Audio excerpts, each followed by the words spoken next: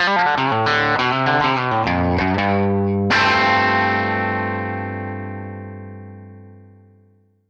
Ted, how's it going? Oh, hey Ryan, how's it going? Good. Good. I have a question. All right. Temperatures are changing on the planet right now, but they're not changing very much. Why should we care about these changes?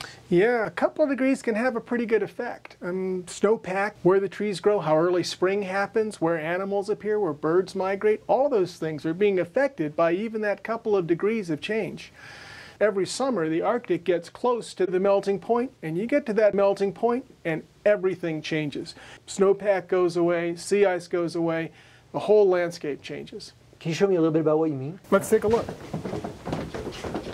Your data that you use is from satellite imagery that looks down at this area to see how far down the snow reaches at different times of the year. Exactly. And what we're seeing is that in springtime, this whole northern area is seeing less and less and less snow. And in the Arctic Ocean, we're seeing less and less ice every summer. And that means that there's a whole lot more heat coming from the ocean and going into the atmosphere. And that is changing how the atmosphere circulates around the North Pole. Check this out.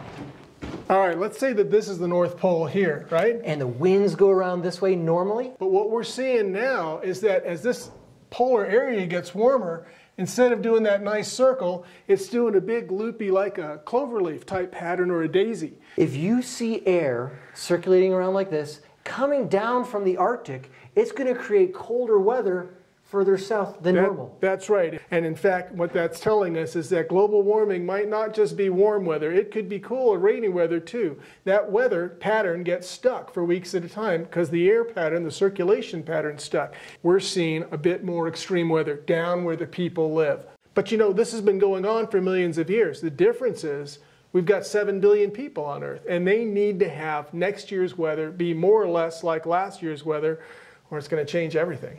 Thanks, Ted. Yeah, that was great.